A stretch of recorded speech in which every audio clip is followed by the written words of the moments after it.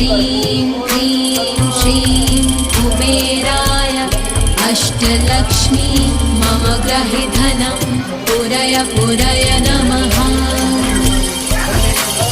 ॐ ह्रीं श्रीं क्लीं श्रीं कुबेराय अष्टलक्ष्मी मम गृहे धनं पुरय पुरय नमः।